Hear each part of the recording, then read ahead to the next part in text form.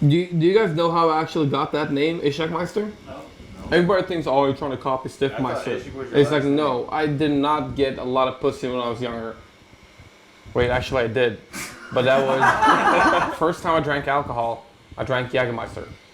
And I drank so much I had to go to the hospital. I had to pump that shit out of my stomach.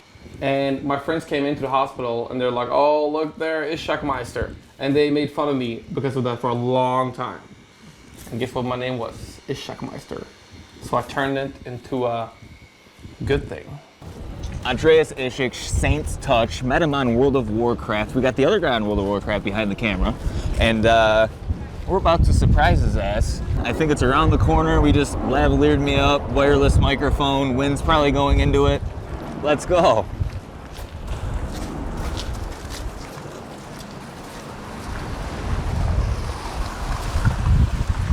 Ishak, Ishak, where are you? Yo! Yo. Here they are. Hello. Hi. Hello. It's so insane seeing you guys here. I am on the spot at I am on the spot on every type of social media besides Twitch. My website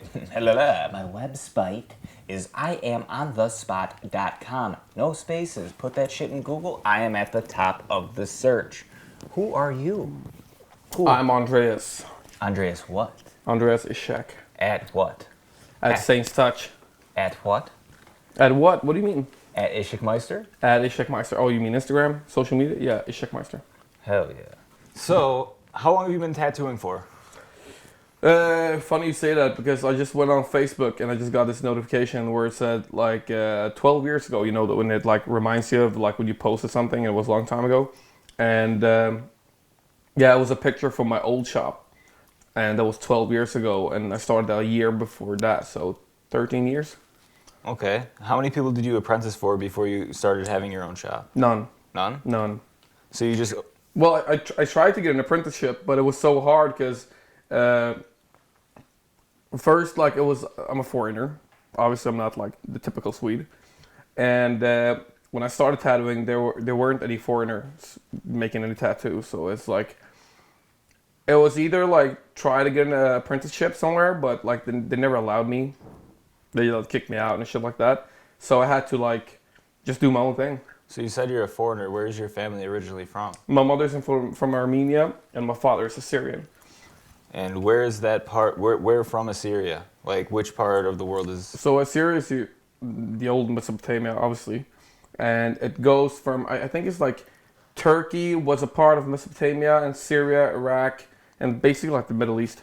Do you want to tell everybody where we met? How we met? What our first interaction was in the worlds of Warcraft? Yeah, you thought I was a piece of shit because I was a rogue, and we met.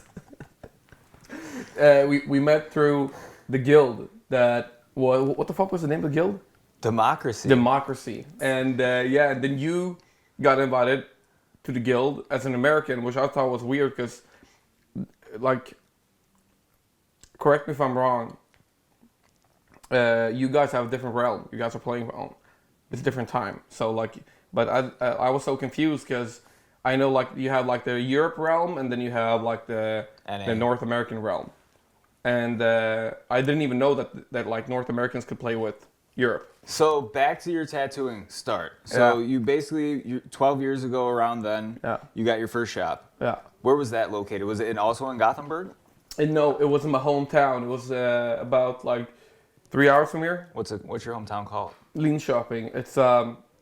It's a city below Stockholm, 1.5 hour below Stockholm, and that's where I grew up. How was it growing up there?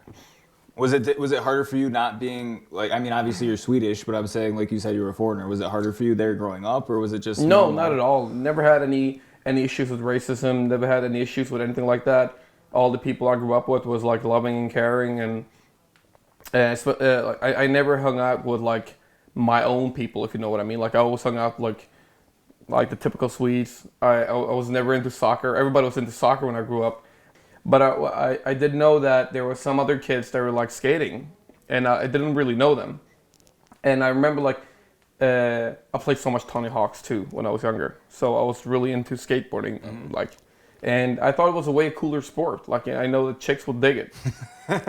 And I don't know what it was with skateboarding. It was just like, it really took my mind out of things. And when you're young and you're like 14, 15, you have like your first crush and all that bullshit. And you have that kind of anxiety. Is she gonna text back? And shit like that. And all that. And skateboarding just made me not think about it. So skateboard was like a form of meditation or therapy? 100%, yeah. I skated from like 12 hours straight every day. I woke up in the morning, took my skateboard, met up with some dudes, hopped on the bus, went to the skate park, skated for the whole fucking day. Would you think that helped you like hone your focus? Like for instance, when I watched you tattoo for the past 2 or 3 days, like you're very focused, like you're honed in on what you're doing. You even forget to eat, you were talking about. Yeah. So you're starving after you're done. Is that how you were when you were skateboarding? Like you were just... Yeah, definitely. Like I could skate for a whole day without eating anything, and we would always end the day up with eating a pizza, basically. But the skateboarding was more of a relief from like the pain you have from different kinds of events when you were younger. Could be like a high school crush, or that cheated on you, like you name it. So it was like a form of healing. Yeah, 100%. Like it made me get over things that was painful, and it just like set my mind where like I'm not there. I'm at the skate park, and when I was skating, it was like your phone obviously is not on you because you gotta, if you bail, you don't want to like fuck up your phone, and it was just like a form of meditation I really enjoyed.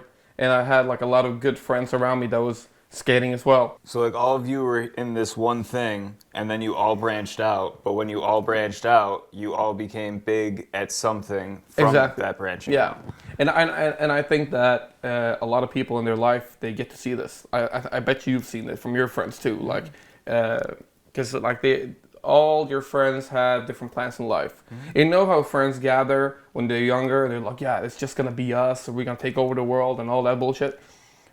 Sooner or later, that's not how it's gonna be, because everybody matures and everybody chooses another path another path to go, and that's when you like kind of see that life is not only about taking over the world or anything like that. Maybe some of your friends, they want to have kids, they want to get married, they're not going to be there anymore, and it's really important that you don't get upset about that, because as you evolve as a person and as a human being, there's other shit that comes in the way that you find more interesting than what you're currently doing. When was the first time you knew like you had an artistic ability or a gift? Like when did you first start drawing? Was that like after you started skateboarding, or were you doing it the whole time? I mean, as long as I can remember, and because I remember when I went through like these old photo albums at my parents' house, and I found one particular picture where it was me. Let's put it like this: on that picture, I was laying on my stomach. I was like a baby. I couldn't even walk, and I was holding a pen, and I was already drawing like the Batman logo. So the only reason why you remember is from the photo. So it's I looked literally at the photo. I was like, "Fuck, was I that young?" I was like, they're like, "Yeah, you picked up the pencil at like age of like 2." When did you know you could take it this far? Like for real though. Like so 12 years ago. It started with. So I was a graffiti artist. A lot of people don't know that, and I just loved tagging and creating shit. And when I came into the graffiti scene, a lot of people got annoyed because I was like getting good real quick like that. I jumped immediately on wild style, and you know how the graffiti wild style is. It's not those bubbly words. It's like letters going into like other letters and shit like that, you know? Mm-hmm. And they were like kind of pissed at me because I came into the scene out of nowhere and did it better than them. So they were like start spitting me and shit. And for those who don't know what spitting is, it's like when you go to you go up to somebody that's like made some art on a wall and just sprayed over it, like a cross or whatever. You just cross over it. That's spitting somebody. If you're a graffiti artist, you always have a marker in your back pocket. And I always walked around with a marker, just in case I needed to tag somewhere, and you know. Mm-hmm. And I remember going to these like parties when we were younger, and a lot of people know that I'm good at drawing because when I went to school, we had this drawing contest and I always won. but I never took the prize. I always gave out the candy to like my classmates and all that because there was no reason. And so fast forward to when I was like having this marker. Whenever I went to parties, there were always people lining up to get a fake tattoo from me. Oh. You know? Yeah. And that also pissed some people off because there were a lot of chicks that wanted fake tattoos, and there were guys that attended that party that wanted to hook up with them, but they were instead waiting in line to get a fake tattoo by me. So I always like, people are like, why the fuck is everybody in the kitchen? Nobody's out here partying. They're like, oh, they're getting a fake tattoo. And that's how it started. And to be honest, the reason why I turned that into like, I want to start tattooing was because I saw how happy people got after I made them a piece. And I kind of got addicted to making people happy.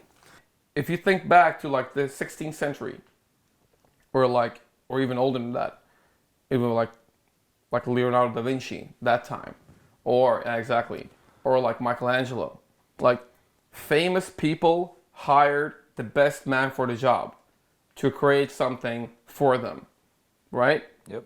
And I kind of felt that I wanted to be the Michelangelo, but in this century. Mm-hmm. And I got that feeling where somebody that is like so successful hires the best man for the job, and they hire me to make their tattoos. And that is like really, really appreciated. Like whenever that happens to me, I get the feeling where like, now I'm finally one of the greatest. And there's also like, because I remember when I started tattoo, it was in my room at my parents' house. And after I made my first tattoo, my friend asked me, he's like, so like, what are you gonna do with all this?